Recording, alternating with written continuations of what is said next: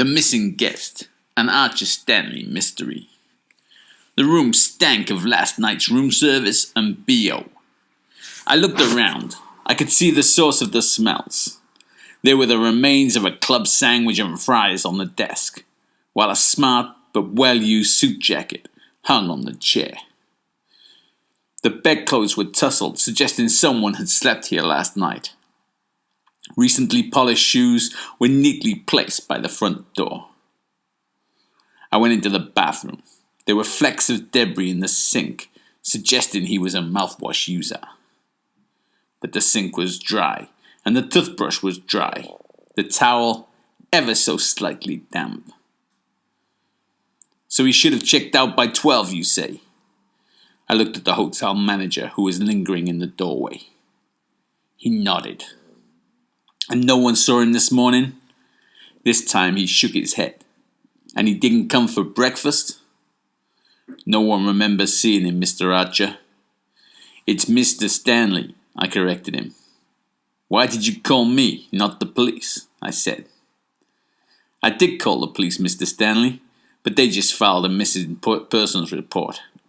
I want my money, and you're the one to get it for me. I nodded slowly, looking around the room again. There was everything you'd expect from an occupied hotel room, except the occupier. What time did the morning shift take over, Mr. I'd forgotten his name, and he wasn't about to prompt me. 7, he said tersely.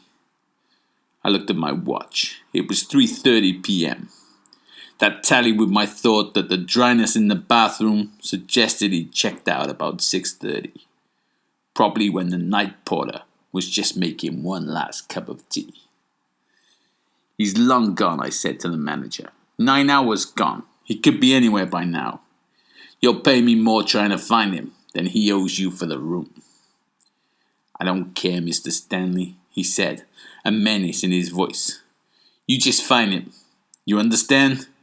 No one stiffs my hotel. I nodded. Have you informed the family? I spoke to the wife this morning, the manager said. The wife, I said, somewhat surprised. There was gay porn on this man's bill, and enough tissues around his bed to suggest he'd enjoyed it. Leave it with me, I said. I'll have your money by the morning. Coco's was the gayest club in town, and Stevie G, well, he was the hardest gay doorman I knew. I showed him the hazy photo I had of my missing man. He shook his head. Try Rocky's, he said.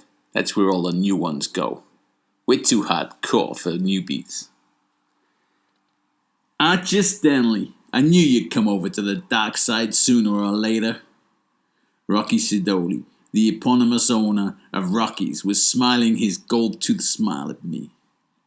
Finally, a real man for good old Rocky, he said. Today's not your lucky day. This is business, not pleasure, I said sternly, and then more playfully. And even if it was, what makes you think I'd fancy you? I know where you've been. I showed Rocky the photograph, and he nodded towards a sad-looking dude in the corner. Can I get you a drink? The guy's eyes lit up, but then dampened down as his gaydar told him to hold fire. You Clifford Erickson? I asked. He nodded. You know why I'm here? He nodded again. Look, guy, I don't care what you are or who you are or what you decide to do with your life. But I do know there's a nice pair of shoes at a hotel near here and a hotel owner who wants his money. So what say we go back there?